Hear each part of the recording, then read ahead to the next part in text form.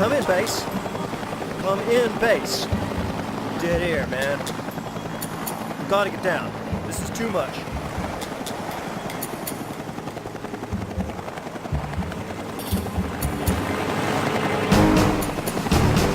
Hold on back there.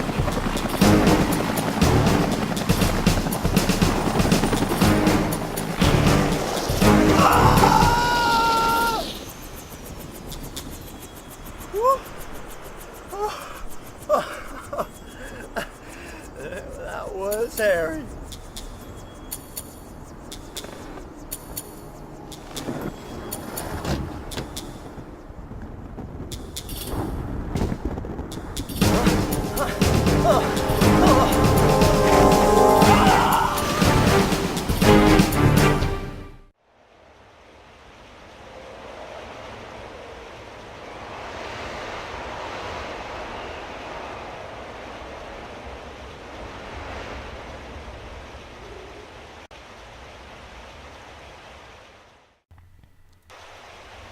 Hello and welcome everyone to my Let's Play Tomb Raider 3 The Adventures of Lara Croft. This is Guys 115 speaking. Now, after a rather very harsh landing, we find ourselves in the last final geographic location of Tomb Raider 3, and that is Antarctica, and, you know, very accordingly named level, the Antarctica. Now, this level is actually something I've been looking forward to for a while. It is an absolute joy to play through, and I'll explain this as we go further into the level.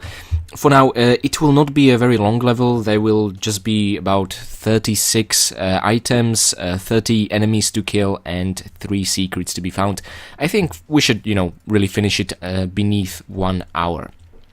Now, you may be confused, okay, why the hell are we in Antarctica in the first place? Well, now that we have collected all the artifacts, including the Eye of Isis over here, Isis, I assume, named after the Egyptian goddess, you know, the one we picked up from Sophia Leigh's staff, we are to deliver all these artifacts to Dr. Willard. Now, it is actually very difficult to tell, because we've seen Dr. Willard, you know, in the cutscene after we left Caves of Kalia, after finishing off Tony with Infada Stone. He looked completely different than in the very opening cutscene when you start playing the game, when the meteorite falls on ancient Antarctica, back before it was, you know, a cold continent. The research team in Antarctica that unearthed those would look like Easter Island statues. These guys are actually the guys that we are dropping in for a visit here. So we are approaching the same research facility we've seen in that cutscene, and the guy in the jacket with a Scottish flag on his chest, that was actually Dr. Willard. And now, at the end of this level, we are actually gonna see him within the in-game graphics via a cutscene. So, really, unless you are paying close attention and you can actually understand everything these people are saying, which in Tomb Raider cutscenes is especially challenging, it's very difficult to realize that this is the same guy all along. Now, so we of course have to drop into the research facility. We do have to infiltrate the RX Tech Explorer ship over here. We have to get that inflatable boat down and drive it across this icy water. Now, the reason why we can't swim through this lake and river to continue through the level is very simple. Now, it is not like, let's say, the River Ganges or the Madubu Gorge. These are not instantaneously lethal currents that will kill us like in Madubu Gorge. Also, this is not an infinite current like in the River Ganges that will just take us to our death. Instead, this is an icy cold water. Now, no longer is Lara so resisting of these, you know, I think pretty much the coldest temperatures on Earth. That's what Antarctica is, I'm pretty sure. You know, no longer can she actually just endure those with her Croft badassness. Let me just show you what I mean now. There are a couple of Desert Eagle clips over there. So why don't we make a stylish swan dive to pick them up? And yeah, let's turn around whilst we're holding control key and get out as quickly as we can. Now, other than the breathing bar, the oxygen bar, there's also one on the top left corner of the screen. This sort of icy blue one. This bar over here shows the temperature. Now, once it drops down, Lara will start losing health as if she would be suffocating, well, drowning in the water. So actually your breath bar in these icy temperatures is completely pointless and negligible. What you have to watch out is a bar at the other corner of the screen, okay? So yeah, you know, this is no longer like the Tibetan foothills levels or the Golden Mask expansion of Tomb Raider 2, where Lara in just her hot pants could, you know, endure those temperatures. Now even with her warm pants, she just cannot, you know, and I'm surprised she actually survives that. I mean, where do you warm yourself up after you leave the water, okay? I know, we should not delve too much into realism in Tomb Raider 3 games, but there you have it. Now, so we'll be entering the research facility, which is actually scattered all around this, let's be honest, absolutely stunning, gorgeous, snowy area. These red flags usually mark some sort of important spots. First of all, behind the icy barrier over here, maybe you can see it, a rocket and a box of flares. This is not a secret, and we will actually access it very soon. Just a bit of patience. What is a secret is the hut over here. Now, it is not very well hidden, however, the key to enter the hut now, that is an entirely different story, you know. So, once again, looking at all these artifacts, I wish Lara could just summon fire with the Infidel Stone, or summon lizards with the Aura Dagger, or summon magical missiles with the Eye of Isis, or just, I don't know, create aliens with the Aura Dagger, or power up UFOs. Hard to say what the Element 115 actually does. Sorry, I read Aura Dagger because the game is misinforming us, as I explained in South Pacific. Yeah, it was actually really never explained what the Element 115 does, but something wicked, no doubt. Perhaps this is the stone that has some direct impact on DNA. Hard to say. Now, yeah, so as I said, the key to this hut is actually very difficult to find, and yet the door over there is just for decoration. We'll have to use that one. This will be the third and final secret. Now, of course, this is fairly non-linear level that you can explore in whatever order you choose, which is why I love it so much. But really, the way we are going to do this, and probably the most reasonable way to do this, is to get to this hut as last. So there will be a bit of a backtracking, yeah, unfortunately. Okay, so let's just make it onto the other side over here, and okay, let's climb up here. So yeah, our first objective is to get on top of the boat, but come on, you know me, I'll have to explore stuff. Of course, that's not what we're gonna do now. Instead, I'm gonna, try and get you into the icy cave I showed you just a while ago, you know, blocked by the icy barrier. To do that, we need to get over here. So let's make that running jump. Well done, Lara. And now let's line up. I think a running jump would be in order here. Okay, on top of this naturally formed bridge, and what we see is yet another icy barrier with a couple of goodies behind it. Well, the strange thing is, the one we are headed to right now is not a secret, but the one over here is actually the second secret of the level. And yes, the hut is the third secret, this is the second secret. So you might be wondering, okay, so is there the first secret in between? Yes, you would be right, there is yet another icy cave on the other side of the ship. We'll use the ship's broadside to actually reach it. So all the secrets are fairly closely clustered together. It's just the third secret key that we will get a bit later on. So as for the items in the very first cave, it is actually more generous than some of the secrets here. We get a large health pack, a box of flares, a rocket. There'll be quite a few rockets in this level, again preparing us for the dangers up ahead, and, you know, a health crystal, which is always nice, especially if you lingered in some of that icy cold water, you know, and took some minor damage. This should take care of it pretty nicely. And don't panic if you start sliding here. Lara will just slide forward, not down. Thank goodness gracious for that. And, oh dear god, this is actually pretty funny. Okay, we do not have much time. Let's keep our head calm and cool. See what I did there? Okay, and let's make it out here. Good. We do have, thankfully, just enough time. And yeah, so the iceberg attached to the ship is actually misleading. We cannot use it to reach the broadside over there because it's slippery. It is actually an obstacle that will prevent us from taking a shortcut with the boat, but later on about that. We can do now is we can make a series of jumps, but I'm gonna take a shortcut through the icy water just because we can. So we can, you know, climb on the other side, but instead I'm going to totally ignore it and take a bit of a risk. I love how visible the seafloor over here is. It's really great. Okay, and climb all the way over here. You would otherwise have to take 2 dives into this icy water. I prefer to just, you know, take one, longer one, It's easier for me personally.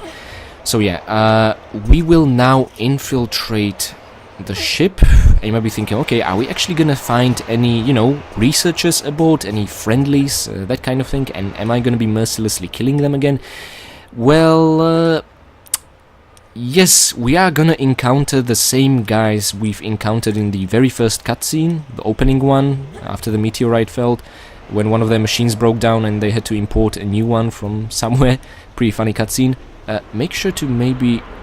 Okay, I'm not so sure. Okay, let's drop over here, okay? As close to the edge as possible, because, you know, the higher up this tile is, therefore the least amount of damage you take. And we've successfully infiltrated the ship, now we just need to get inside. But yes, we will actually encounter the same researchers you've probably grown fond of, you know, during your many attempts to play through Tomb Raider 3, just repeating the first level over and over and unable to figure it out how to finish it. Or was it just me? Anyway, many of us have probably seen that opening cutscene for many times, and we've grew fond of those people over time. Unfortunately, we'll have to kill them. Yes, exactly. So first of all, there are two of them in the boiler room over here. Okay, technically that was actually pretty damn mean because he turned his back on us. But trust me, these guys do not mess around. Okay, there should be an... Oh, there he is, okay. Now you can see them in their red jackets. They are not really camouflaged too well. And be careful, they do take revenge pot shots. Just like Sofiale's mercenaries, just like Area 51 soldiers, just like the corrupted policemen or guards from London, these guys, when they are dying, they will take that final shot at Lara and try to take just a little bit of health away from her as a sort of middle finger message to her. Now, where I'm headed is just a purely optional corridor. It leads to just a closed door that we will be able to open from the other side. I just want to show you this grate so that you'll know where you are once we reach the other side of it. And that will be actually very shortly, so purely optional. Now, none of these guys actually drop anything. I mean, none of these two, okay? There are, I think, 6 of them out of 20 in this level that will drop something. Yes, you heard me, we'll kill actually 20 of these researchers in this level. It's an absolute genocide. Now, yeah, it really feels bad, but on the other hand, these guys, you know, they shoot Lara on sight. I think they have some strict corporate orders. I mean, why the hell would they be armed with guns to shoot any intruders? And if you remember, the pilot in the helicopter, you know, after that, well, just before the crash landing, tried to contact the base and he got no response. So there is clearly something very wrong going on in this research facility, and we will shortly find out just what it is, okay? And this also probably tells us, well, Dr. Willard is not too happy to see us, I assume. Okay, yet another one. Lara, I hope you were not shooting just at the wall there. Thank you very much. And yeah, so now we are on the other side of the grate. What would be great would be if we could see this enemy from the other side and, you know, sort of be prepared for the danger ahead, but he just wasn't spawned here via the game engine when we were on the other side, which I think is a shame. Would give the corridor a bit more purpose, but there you have it. And yeah, by pressing the button over here you can return to the boiler room, well, boiler engine room, not sure why I call it boiler, but there really is no purpose to do that. If you remember, our objective still is to get to that inflatable yellow boat. So we will do just that, but now, oopsie. Okay.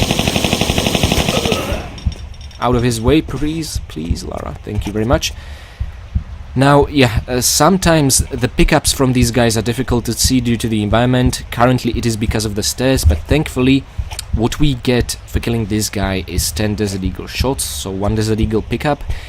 And actually, this is my second take of this level, believe it or not. For the first time since I started with Tomb Raider 1 back in 2014, I think, I have actually missed an item, and I've noticed only as I was checking the video after myself whilst I was already ready to click that publish button on YouTube. You can imagine how frustrated I was when I realized I missed one of the drops from these guys. Okay, so now that I'm recording this, I will make sure that it will not happen, but I'm also glad I'm always checking videos after myself, because this way I make sure I will miss absolutely nothing and I will not end up misinforming you guys. But yeah, one of these guys will drop a small health pack, and it was viciously concealed amongst their thick red jackets, so I was unable to see it and I completely forgot about that.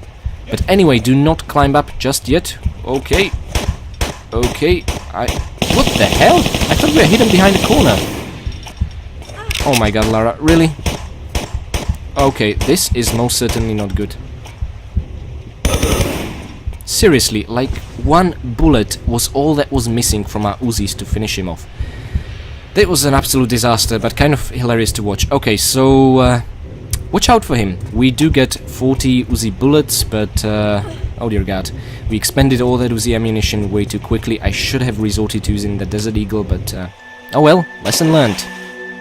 Okay, now, we've dropped that inflatable boat over there. The Tomb Raider 2 theme means something good happened. Actually, several times in this game it was not used properly. But there you have it. In this case, yes, you did something good. So yeah, I will do my best not to use any kind of health packs in this level, but we'll see just how unavoidable it will be.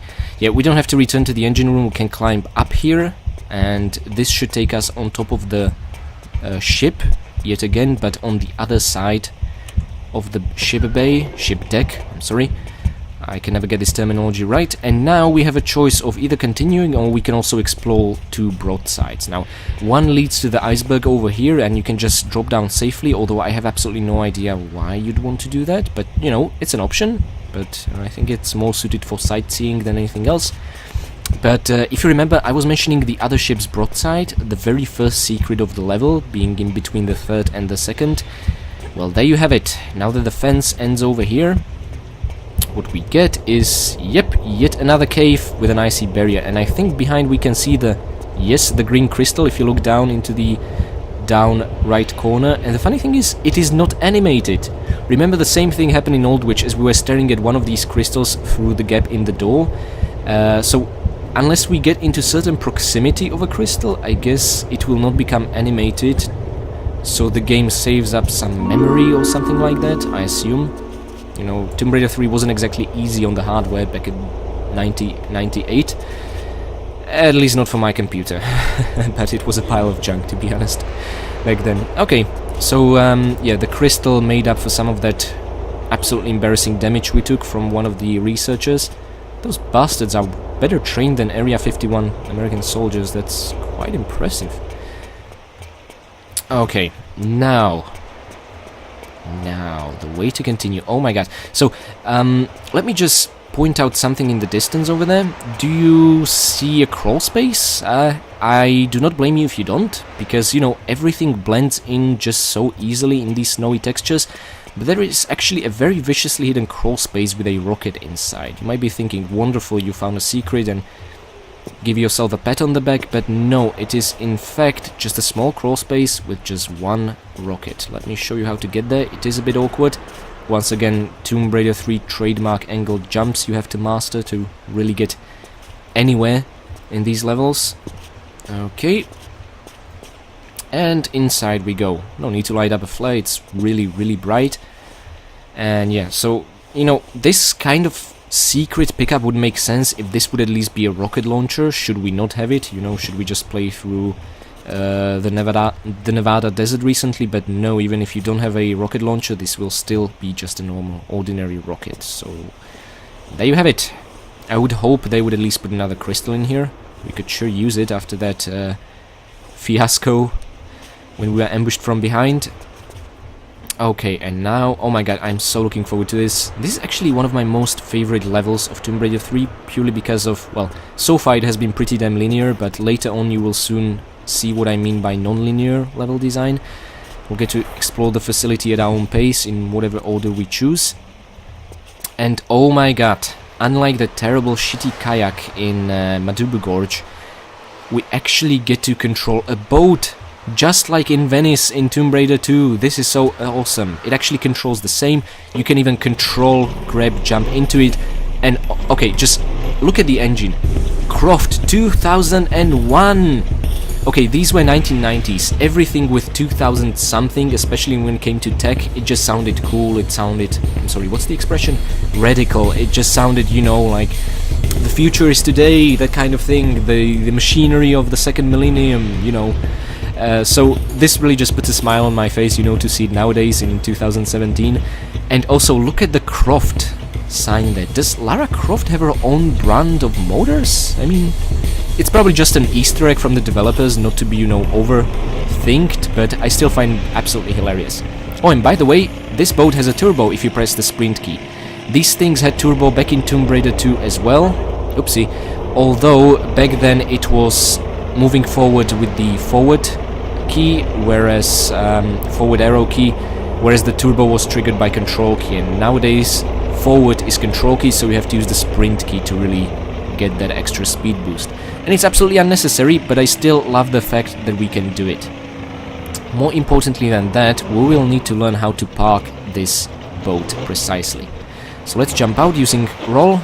Okay, you can choose the side, although I do have very often problems making Lara get out of the boat. And we'll probably encounter them as we play, so yeah. First of all, this mysterious cave on our left, it actually leads to the second secret I talked about earlier. Yes, we'll find ourselves in a cave behind an icy wall. Let's light up a flare here so we can judge our distance more accordingly. And okay, we just barely made it. You know how much I'm not good at these. If you remember the Madubu Gorge fire trap fiasco, or how I died in the Egyptian exhibition at Lud's Gate, I cannot time my sliding jumps properly. The problem is sliding ledges tend to have very different varied angles in this game, and Lara, you were supposed to throw it away. God damn it, this game is glitchy. Yeah, so I have real trouble with that. Thankfully, we managed to just grab it. If you would fail doing that, you would end up in a shallow pool of icy water that you would be unable to get out of, and you might as well reload your game. Which is really evil. Imagine dropping there, oversaving your one and only save file, and all your progress in Tomb Raider 3 would be absolutely lost. So be very careful about that. Now, what we see here is not just a large health pack. It is, in fact, even though it doesn't look like it, large health pack, small health pack, and a bundle of grenades, which I think are the only grenades we will really have at this point. Let me check with number 8. Yes, only 2 of them, so that's really the entirety of our grenade stockpile. Not that we'll be using them in this level, because they would just one-hit kill the researchers, and they'll be just a second kind of enemy which is even weaker in terms of the total health. So, instead of going back, by the way, make sure to go forward instead. You will end up in a different crawl space, and this tunnel over here will lead you into the icy river. Yes, that indeed sounds dangerous. You will have very limited amount of time. Actually, I don't know why I drew that flare, just for the effect, I guess. Make sure to drop it, and now that we fall, we need to gather our bearings and orientate ourselves in space to find out exactly where we are straight ahead. Okay, I think our boat is, yes, just around here. The sort of a narrow ledge you will touch when you drop down helps redirect Lara automatically to the right direction. So usually if you end up, you know, dropping just like I did, Lara will start swimming into a narrow ledge, which by its angle will twist her in the right direction automatically. So yeah, make sure to get into the boat quickly. And yes, do you see that on our left, at the very bottom of the river? That is indeed a pack of flares. Now, don't ask me how they ended up there, or how did the water current not drag them away, but we are gonna get our hands on them because somehow they still work.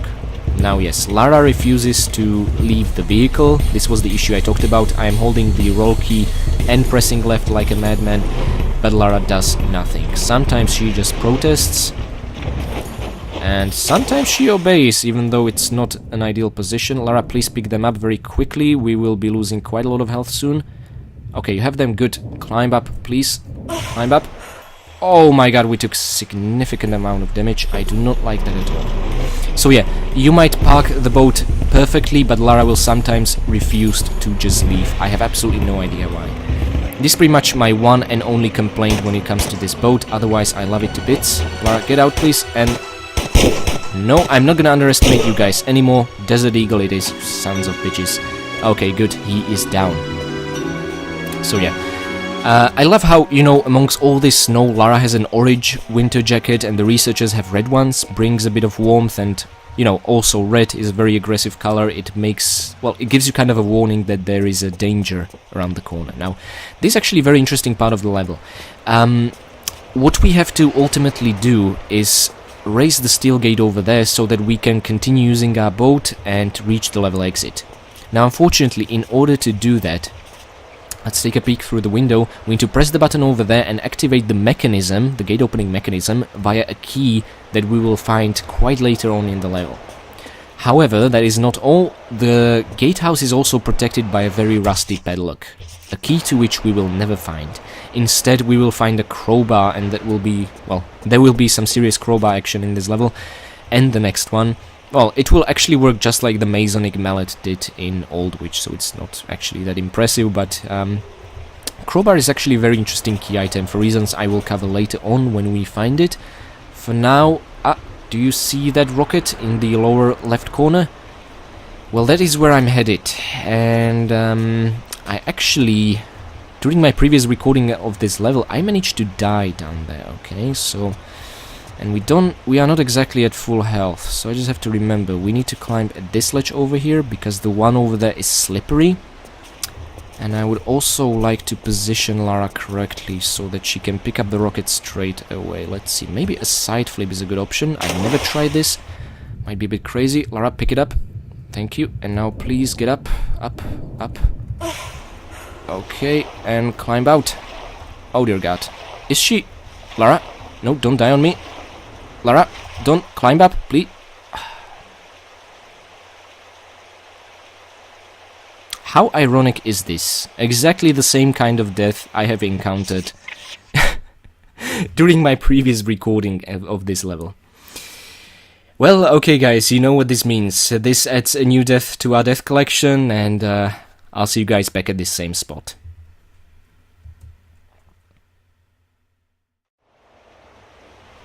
And I am back in, wow, mere 10.5 minutes. That is actually amazing. See how much faster I am when I'm not enjoying the environment and talking about random stuff. Anyways, so the issue was, this ledge over here is only climbable from the front, not from the side. From the side, it has too much of a narrow angle. Whereas the ledge we are standing on right now is simply too high. Is that just evil or what? So, let me just give this yet another attempt. Okay, we're not off to a great start. Lara, please pick it up. And now, let's go up and climb forward. Please, Lara, be a bit faster. Thank you. Okay, so really, it is entirely up to you to judge whether you deem these items worthy or not. If you are playing the PS1 version, you know, with the very spare and rare save crystals, I probably would not bother too much, although, you know, rockets and Desert Eagle clips will come in very handy, but definitely, unless you are in it for the all items, I wouldn't bother too much with the box of flares in the river corner over there. Now, yeah, so maybe thinking, okay, we can park the boat on the other side of the shore, but it is too high, so it would be utterly pointless. We have to get on the other side using the highway. Now, you might be a bit paranoid about touching anything that is made out of steel or iron after our Nevada desert experience, but do not worry, you can just safely monkey swing across these, I'm not even sure what kind of towers these are, some communication relays, whatever the case it's supposed to be. You can just use them to monkey swing safely. Unfortunately, this does not get us beyond the gate, but just onto the other shore. And the other shore is where the really interesting part of this level starts, okay? I've been talking about non-linearity, I've been talking about us entering the research complex and exploring it at our own pace. Well, now that you drop in here, it officially begins. Now, I'm wondering what weapon of choice we should use now, but you know what, let's go with Desert Eagle for now. Okay, as you can see, I have quite a lot of health. I managed not to take any damage when picking up those flares on the river bottom. I also was not surprised anymore by one of these researchers attacking from behind when climbing on top of the ladder. But dog hunting! We're back, we're doing this again. Yes, since Old Witch we haven't had the opportunity. This is yet a third kind of dog in Tomb Raider 3. There were those German Shepherds in Area 51, then there were those rotten, failed science experiments of Sophia Lay in Old Witch, and then we have these beautiful Huskies in Antarctica. So that is absolutely amazing. I love how much effort they put into retexturing these.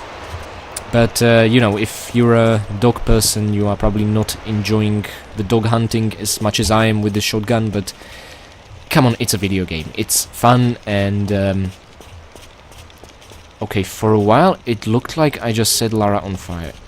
Okay, no, it's just her breath. Ooh, okay, so be very careful about that barrel. Yes, Lara can catch fire, but it is usually marked down by that black square beneath it. Anyways, as I said, so I will try to dog hunt in this level as well, meaning time our shotgun blasts just right enough to kill the dogs with one shot. And I mentioned there are 30 enemies, 20 of which are researchers, and there being only one other kind of enemy, so there'll be 10 dogs, 10 huskies we will have to take care of. Now, we won't have 10 shotgun shells in this level, but we'll come quite close. Anyways, the poster we see there, we can just... Okay, so here's the deal. We will need, well, we don't actually need, but there is a particular fuel sequence that you need to enter into the fuel supply to activate it, for reasons I'll show later. Now, the fuel sequence you are not supposed to know by default, okay? Now, you can, of course, figure it out by trial and error, you can look it up online, or you can take a look at the poster over here. However, as you can see from the window, we don't get the angle at the very left side of the poster, which actually shows green and red lights. Now, I know the fuel sequence, but I'm nevertheless gonna, you know, play the level fully to the last detail, as I always do. So, the idea is you have to go through some optional challenges in this level to actually reach the inside of these offices to take a proper look at the fuel supply. Or you can, of course, look it up online. If you're watching this video, you can just skip forward and get straight to the business. But I'm gonna show you how to get into the offices. And you know what? I like this kind of thing. Finally, some kind of puzzle that actually makes sense, that you can logically, you know, figure out based on how well you are exploring the facility, that kind of thing. I like this. Instead of just nonsensical trial and error or trying to interpret something that is so vague that not even a rocket scientist could figure out. Anyways, yeah, so be very careful when entering the dark tunnel here. Thankfully, we once again managed to land one shotgun blow on that dog, and the researcher over here drops Desert Eagle clips. Once again, very important pickup, especially since we are using the Desert Eagle, but look at it, we are doing really great. Now, I don't think there should be any enemies here just yet.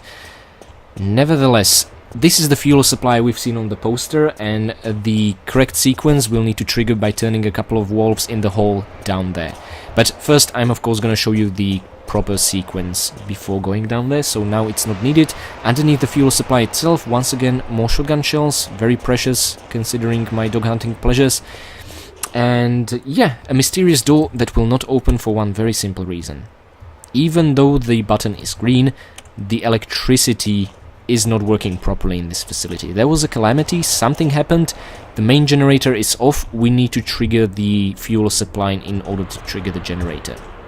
But the reason is not to be able to get inside of the office. Let me show you what our objective is.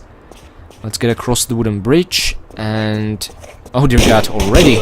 You are not wasting any time, mister. Well, that's the end of you and your brilliant scientific mind.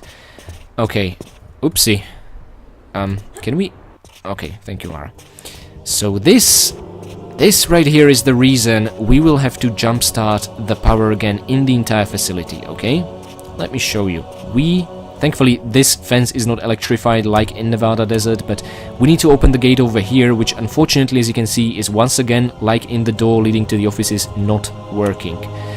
This is why we need the fuel supply for the generator, which will then provide electricity, because within this building, there is a key to the gatehouse, okay?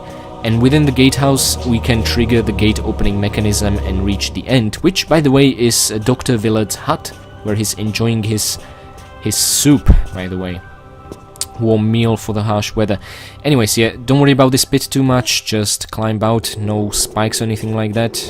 Could be some maybe spikes made out of ice or something like that, but then again, icicles are facing, you know, by gravity, downwards, not upwards, so wouldn't make much sense, but there you have it. And yeah, you might have seen, if you were paying attention, a dock in the pit over there.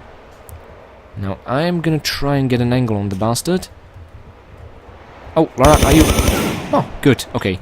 This is where sound comes in very handy. I cannot even get a proper look on what's going on down there, but you can basically hear this menacing growling and also the squealing noises the dog makes when he dies. So, the entire point of this optional pit over here is just to pick up a couple of grenades, which, yes, will come in very handy in the next level. Oh my god, I'm so looking forward to it. Okay, actually, you know, I don't really like the next level. It has, once again, some really interesting new innovative elements that I don't think were executed too well, but at the same time, I'm just very curious on how I'm gonna tackle the enemies in the next level, and you know, considering our no pistols challenge, etc. But I think it's gonna be great fun. Okay, so yeah, that was just an optional detour for me to show you what is our objective. But I'm gonna just make another short one over here now. As you can see, there is a very slippery slope over here. We cannot get up from here, okay? We can get down here once we'll be on the other side. It will be a bit of a shortcut, but I will not really use it.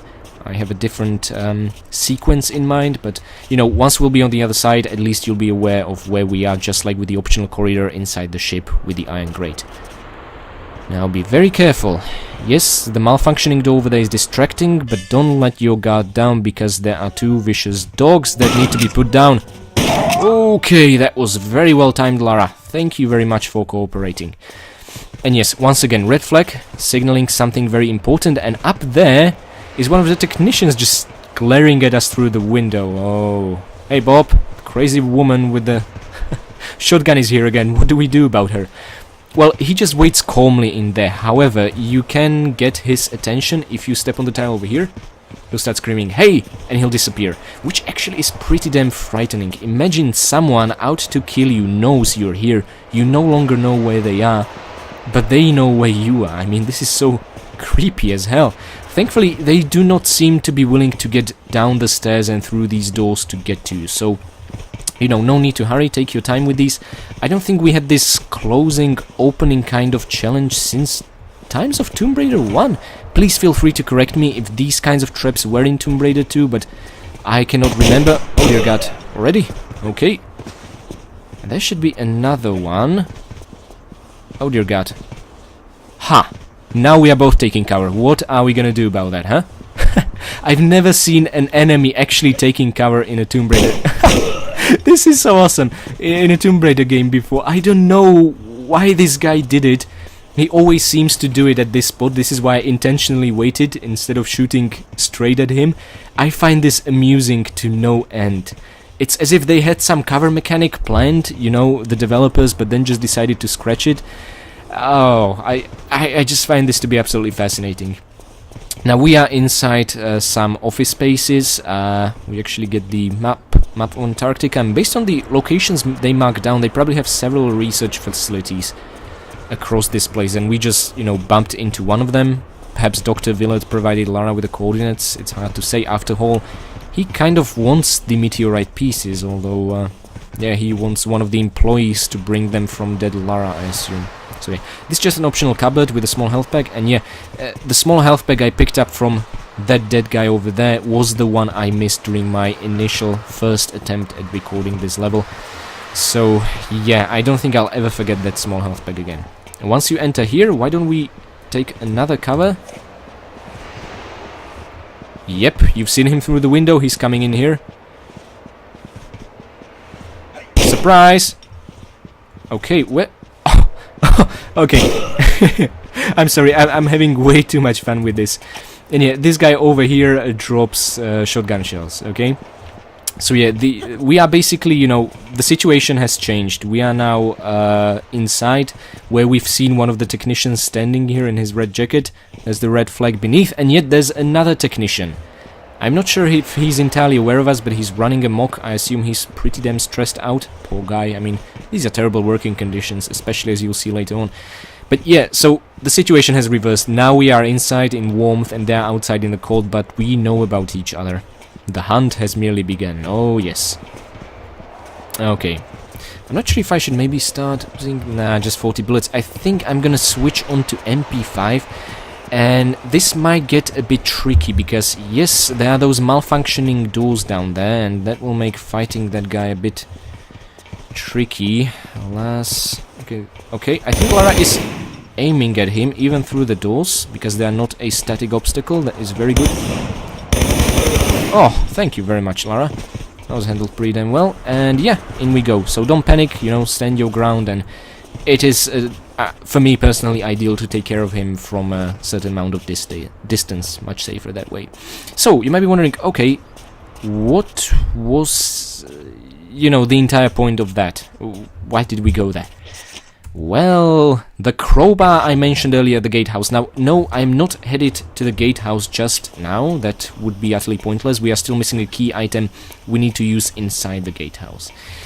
Instead, where I'm heading is, the very first area with the burning barrel where our dog hunting pleasures have started. Lara, please throw the flares away. I know they're very much expendable, but still.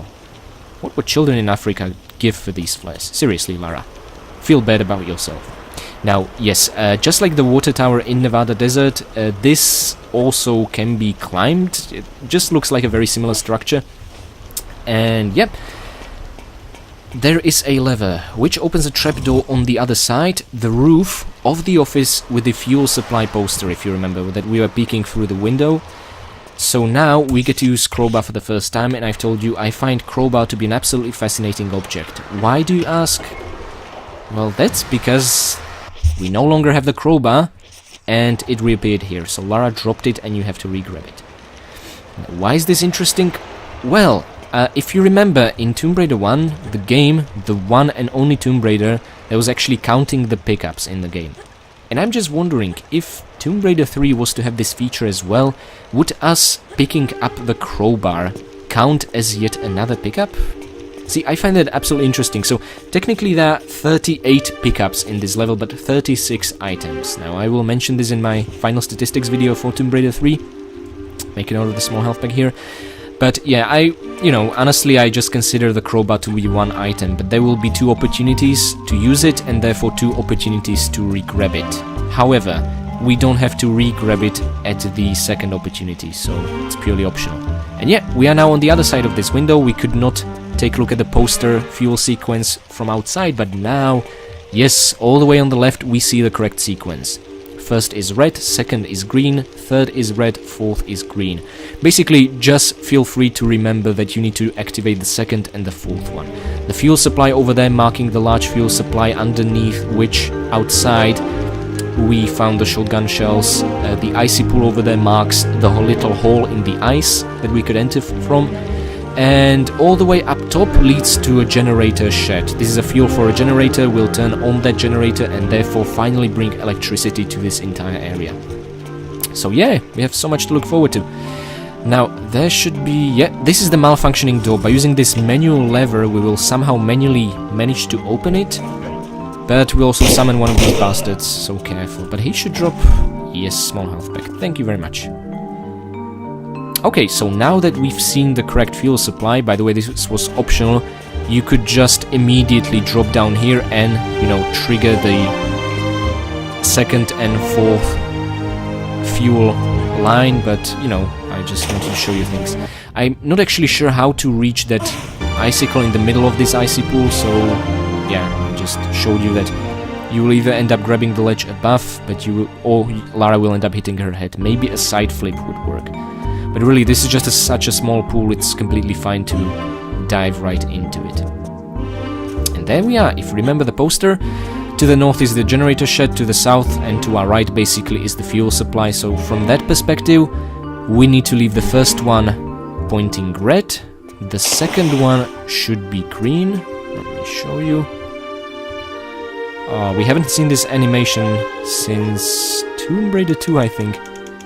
Yeah, Lara is getting in the way, but yeah, you can hear it and see it turning green. The third one we ignore. There's a lovely health crystal. And yet the fourth one we trigger yet again.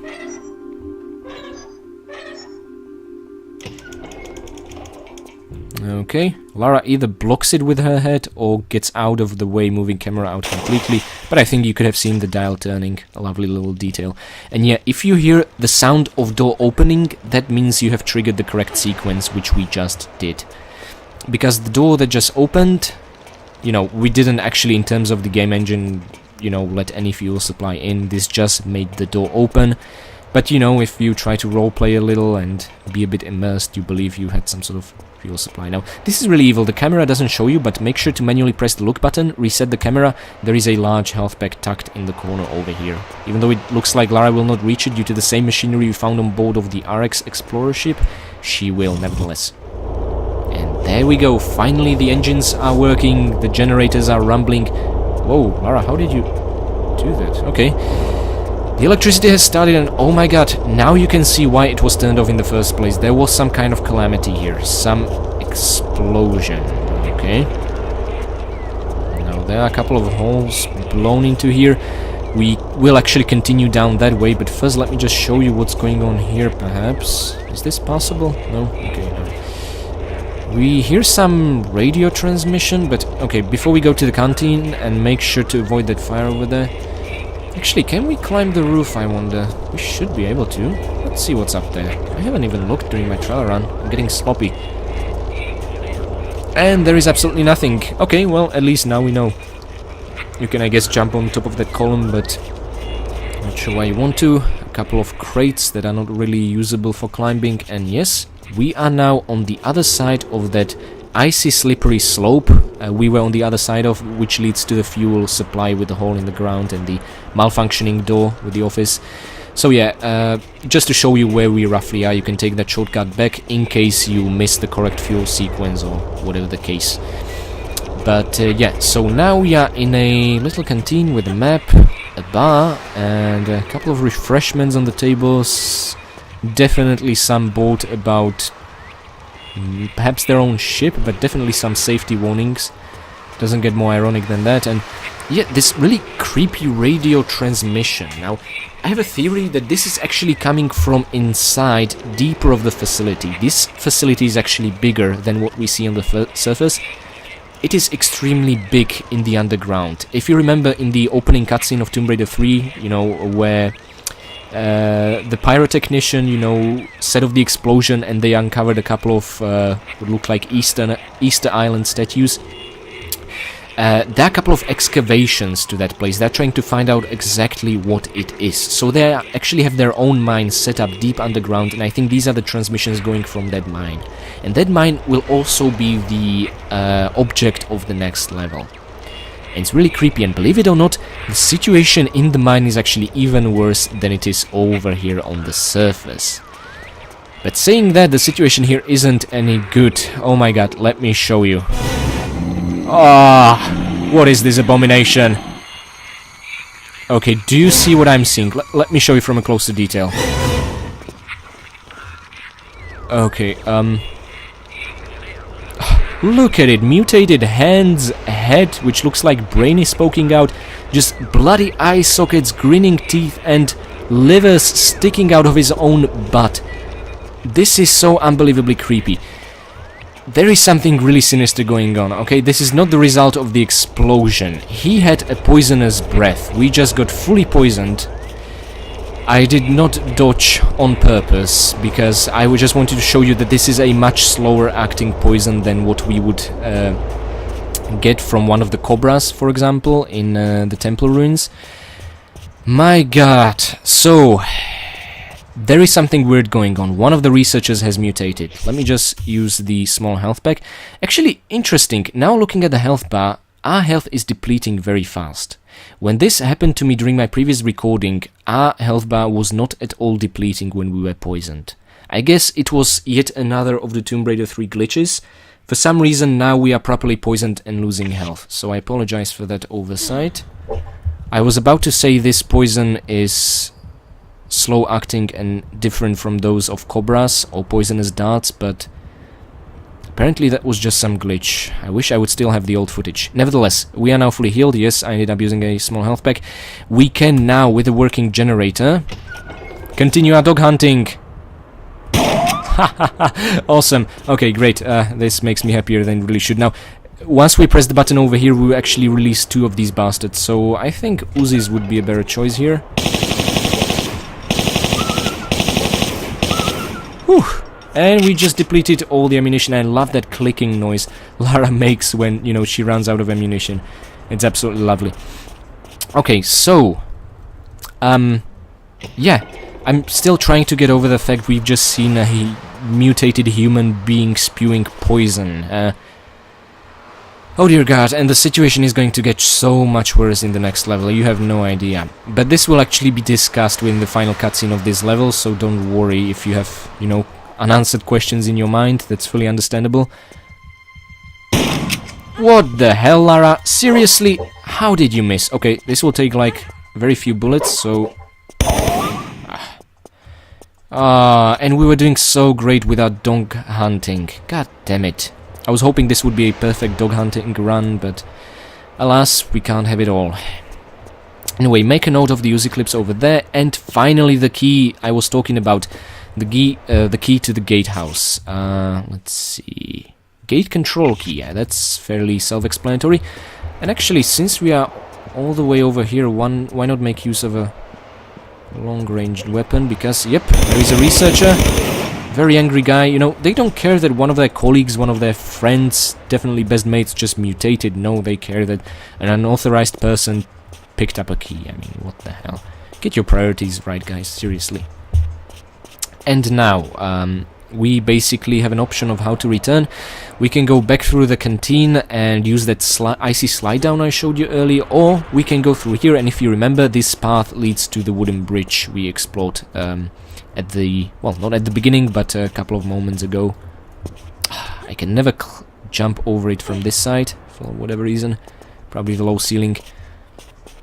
So yeah, pick whatever path you want, and we are now headed into the gatehouse. So, that's really pretty much it for this research facility, okay?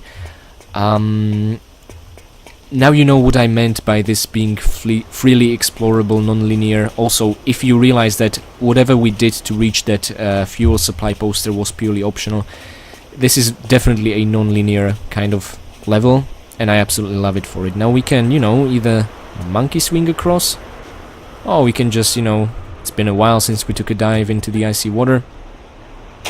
Let's do that again. And no, not again, Lara. You stupid cow. Please, just climb up. Thank you very much. Okay, I don't think my ego could handle us dying in this icy pool yet again. Okay, and now for the crowbar. By the way, yeah, as I said, you can pick it up yet again. Lara will, yes, of course, drop it. But you don't have to, because we will lose the crowbar at the beginning of the next level. Even though, ironically, we could really use it. I find that really strange Lara just leaves it behind, but there you have it. Because it will have its uses in the next level. Now, yes, nothing happens, and if you notice, there is a researcher waiting outside. And we press the button, and he's still patiently waiting, but now the gate has risen.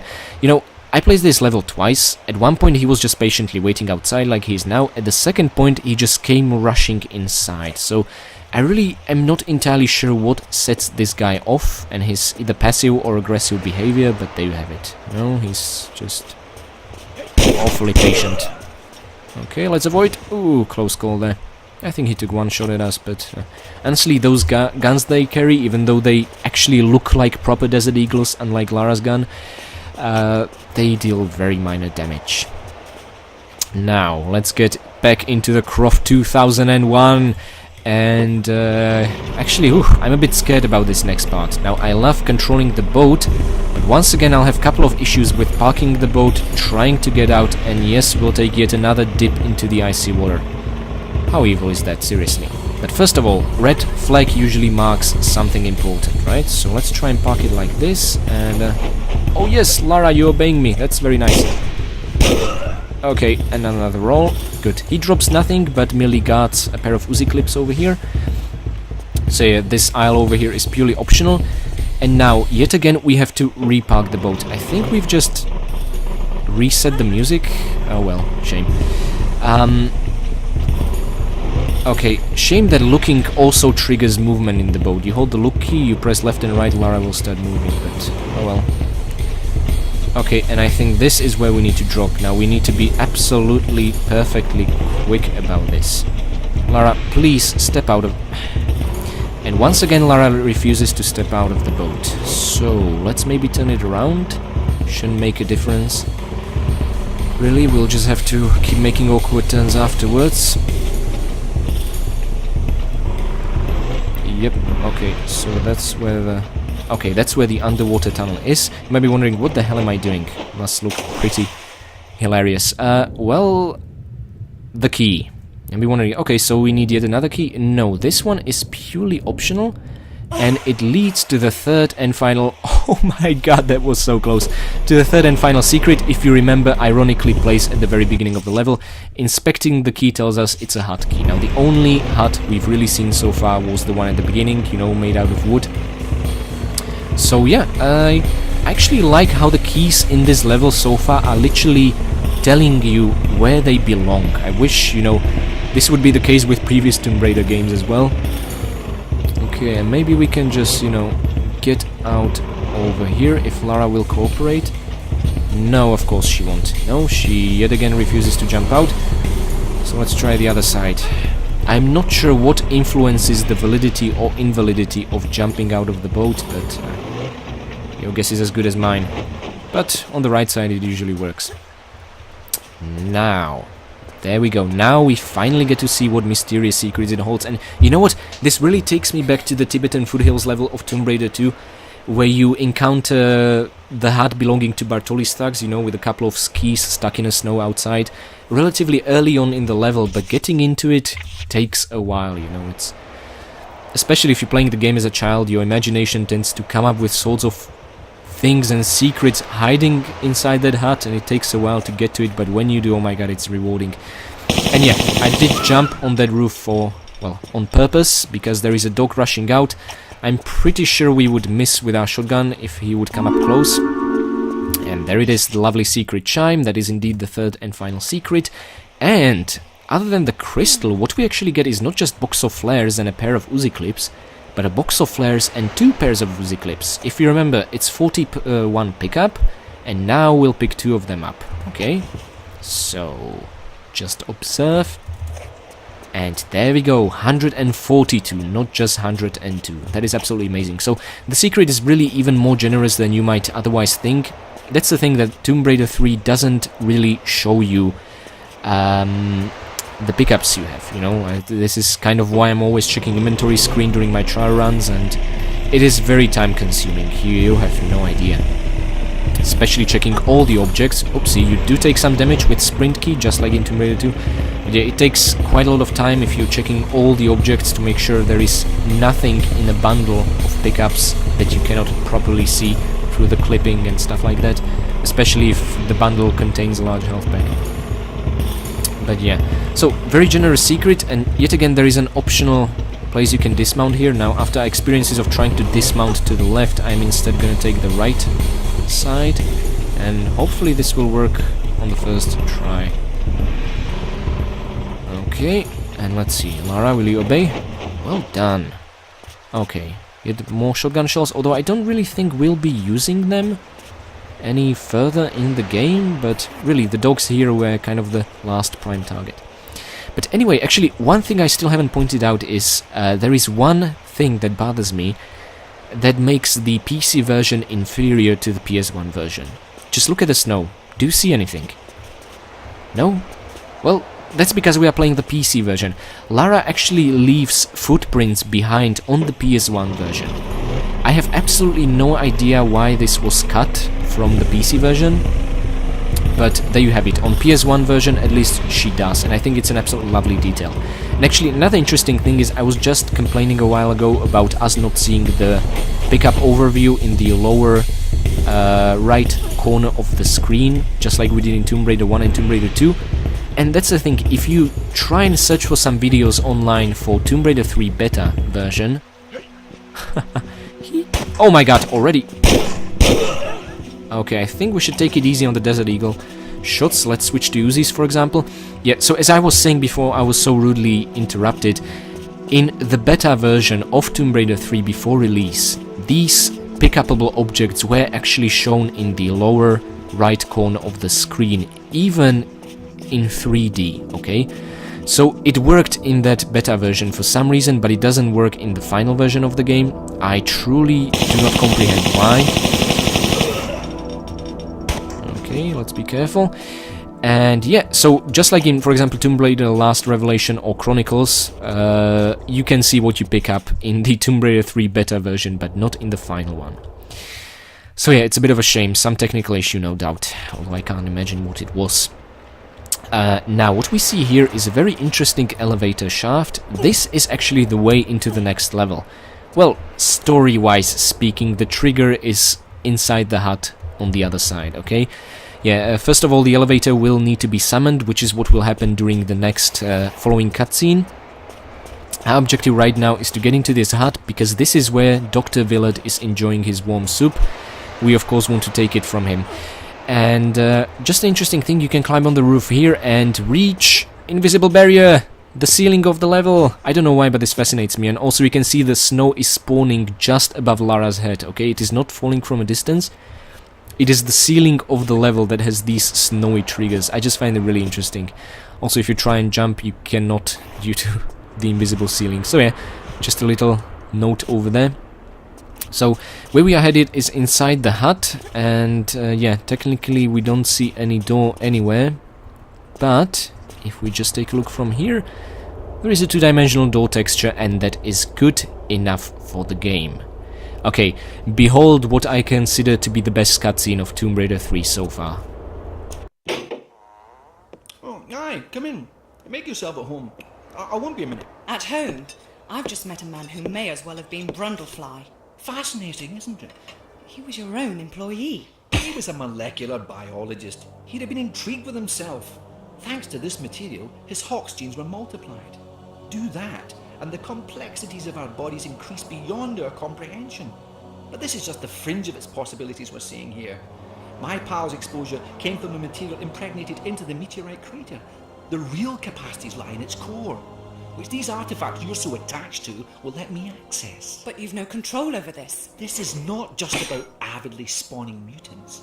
It's an entirely natural acceleration of evolution, a real live laboratory of spurred-on life. Not everyone here wants to be guinea pigs, multi-appendaged or not. Well, that's unfortunate. It's been hit and miss here for too long. Now the timing's spot on. I can't leave it. The Polynesians fled in their ignorance. Darwin's half-wit sailors the same, ironically making Darwin himself miss this angle on evolution. But now, I'm here. I have the access, the knowledge, the artifacts. Yes, but you bumped into me in India and sent me to find them for you, bringing me here. Listen to this gibberish. Your perception of good timing is bad. I don't know about that.